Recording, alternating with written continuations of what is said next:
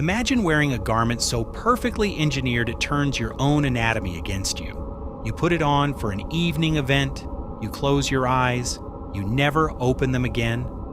This is not a modern security threat.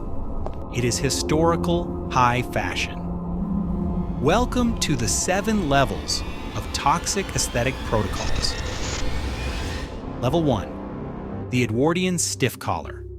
Society called them terminal collars. Feel the rigid edge pressing against your carotid artery right now.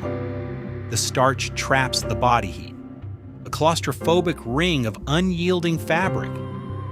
To achieve the ultimate structural integrity, gentlemen soaked these garments in industrial compounds until they became as hard as ceramic armor. The aesthetic protocol demanded absolute upright posture. But human physiology always has limits. Picture a gentleman consuming heavy spirits at a banquet. His chin dips forward just 2 inches. The collar does not bend. Instead, it acts as a silent tourniquet. It pinches the jugular vein, completely severing the oxygen transport system to the brain. Sudden vascular restriction. No struggle, no sound. Just a quiet terminal respiratory failure in the middle of a crowded, luxurious room. Men sacrificed their physiological safety simply to look distinguished. But this was merely an accidental mechanical flaw, a surface-level hazard. What happens when the aesthetic protocol demands the deliberate, agonizing reconstruction of the human skeletal system? The real biological manipulation begins at level 2. Imagine forcing your own skeletal structure to grow in reverse. Welcome to level 2. For a millennium, an empire demanded total biomechanical submission from its female population. The protocol was known as the Lotus Aesthetic. But behind the silk was a relentless campaign of anatomical restructuring. Look at your own foot right now. Imagine folding your digits completely underneath the sole, then applying industrial tension until the arch simply gives way. This was not a sudden physiological event. It was a prolonged, multi-year procedure of binding human tissue with unyielding cotton strips. The target metric was an absolute maximum length of 4 inches. To achieve this, the sensory experience was extreme. A constant, heavy throbbing in the lower extremities. The dense, trapped odor of biological contamination beneath the tight fabric wraps. Because the bandages were rarely removed, the restricted circulation led to severe organic degradation. Cellular tissue simply ceased to function. The procedure forced a highly unstable, fragile kinetic movement. A walk that society deemed incredibly mesmerizing. Women endured permanent mobility restriction and systemic physical failure just to secure a higher social placement. The ultimate physical confinement. They compromised their own biological foundation to fit a microscopic mold. Yet this structural alteration was at least visible to the naked eye. The danger was entirely external. The physical manipulation stopped at the bone. But what happens when the aesthetic protocol bypasses the skeleton and targets the neurological system directly? The invisible chemical invasion begins on level 3. Imagine pouring a known botanical toxin directly into your most vulnerable sensory organ. Welcome to level 3. A single drop of clear liquid forms. Cold. Heavy. It strikes the cornea. You feel a sudden, sharp sting, followed by a deep, unnatural pressure building behind the ocular cavity. The edges of your reality begin to dissolve. This was the Victorian optical enhancement protocol. High society individuals willingly bypass their own biological security systems using extracts from the belladonna plant. They utilize this potent neurological modifier for one specific aesthetic objective: forced pupillary dilation. The chemical agent paralyzed the ocular muscles, creating an illusion of profound emotional arousal. massive, dark voids where the iris should be. But the human visual cortex is not designed for continuous chemical interference. The chronic application of this botanical compound triggered severe systemic disruptions. Imagine your cardiovascular rhythm accelerating out of control, your heart vibrating violently against your rib cage. Over time, the aggressive fluid degraded the delicate internal infrastructure of the eye. The initial blurred focus morphed into irreversible structural degradation. Total optical blackout. Complete and permanent loss of visual data processing capabilities. They sacrificed the ability to perceive the physical world just so the world would look at them. Yet this chemical sabotage was a quiet individual malfunction, an invisible physiological collapse confined to a single biological unit. What happens when the aesthetic protocol turns the human body into a highly combustible environmental hazard? The mass thermal chain reaction ignites on level 4. Imagine permanently trapping your own body inside a highly combustible steel infrastructure. Welcome to level 4.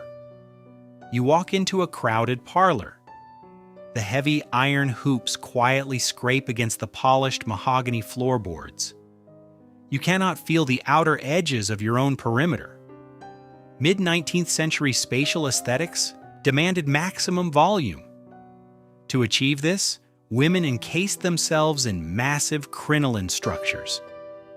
An intricate architectural framework of steel wire layered with yards of highly flammable cotton. You're locked inside a beautiful, mobile containment unit. The structural diameter stretches 6 feet across. You turn slightly near the hearth. A single, microscopic ember makes contact with the dry textile barrier. Ignition is instantaneous.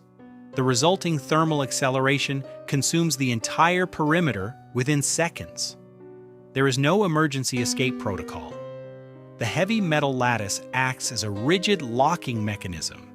It completely restricts rapid extraction. The air temperature spikes dramatically.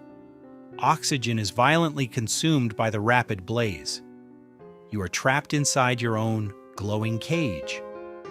Over 3,000 individuals experienced absolute thermal elimination during this era, simply because the architectural weight of their garments made swift evasion physically impossible. A localized inferno fueled entirely by high society volume standards. Yet this environmental hazard required an external catalyst, an outside spark to trigger the catastrophic systemic failure. What happens when the aesthetic protocol demands rubbing heavy industrial toxins directly into your own biological barrier? The deep tissue corruption emerges on level 5. Imagine coating your primary biological barrier in pure heavy metal, layer by toxic layer. Welcome to level 5. You sit before a mirror. The scent of vinegar mixed with metallic dust fills the poorly ventilated dressing room. You take a damp sponge. You press the white paste firmly into the porous surface of your cheeks.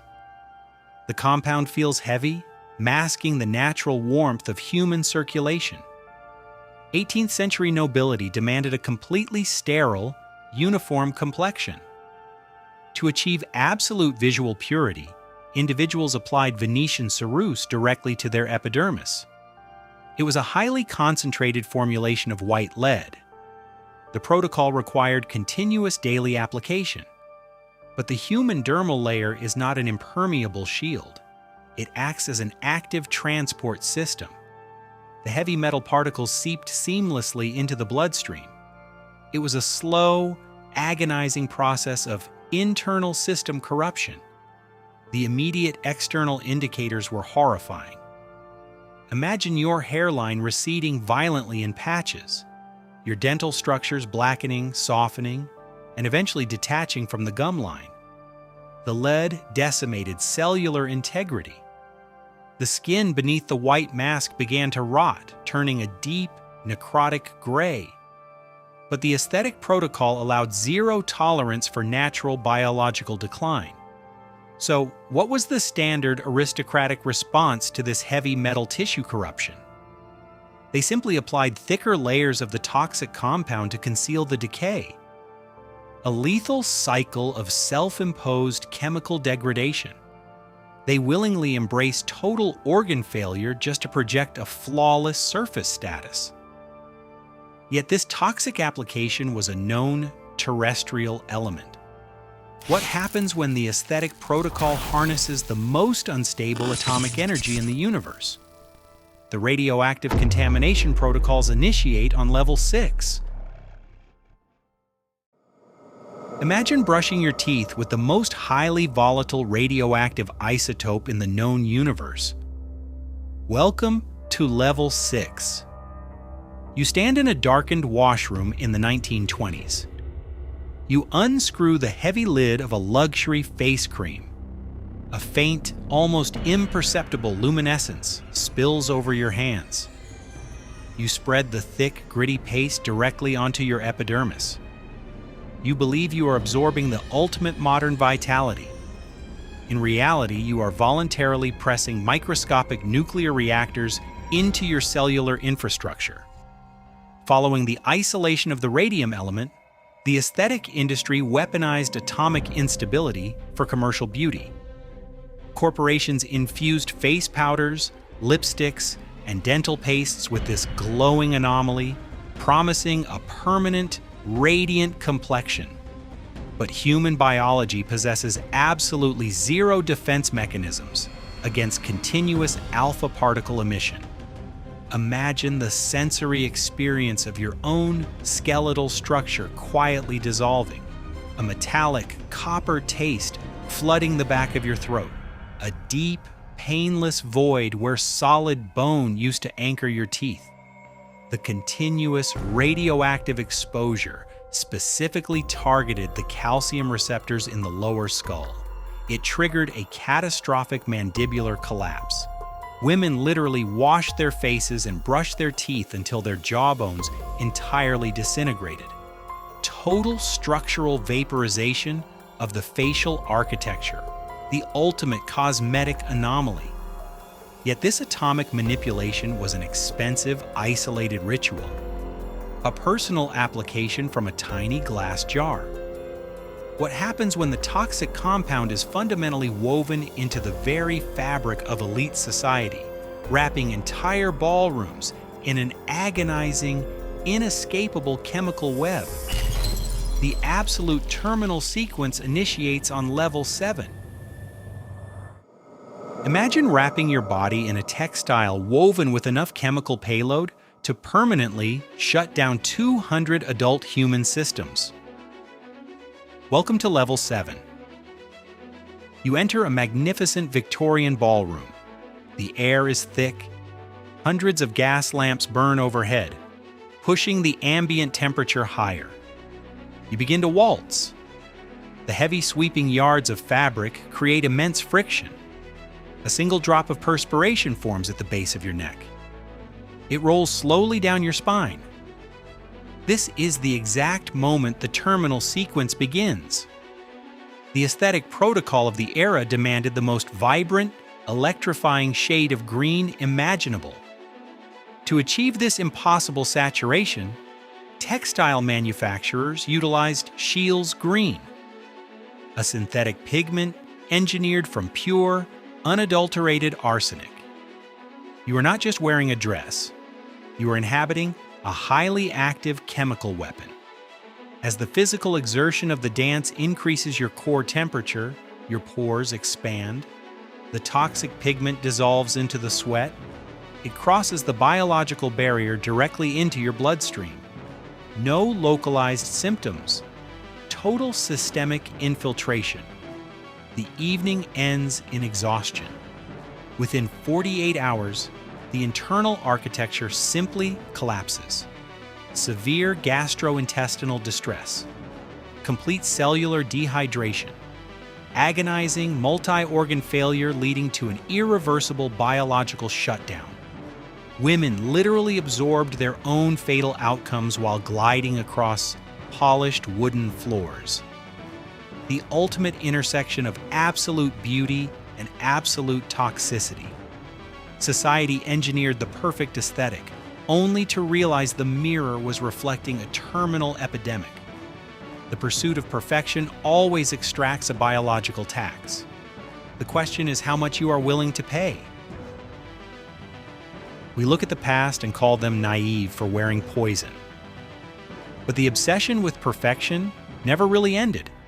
It just changed its packaging. We traded heavy metals and radioactive dust for modern chemical formulas. The sacrifice remains exactly the same. We still pay for beauty with our own health. Walk into your bathroom right now. Look at your daily products. Which one of your morning routines will history judge as a fatal mistake 100 years from now? Leave your guess in the archives below. The cycle of dangerous trends is far from over. Secure your access to this channel to stay awake for the next warning. The reflection is beautiful, but the body always pays the price.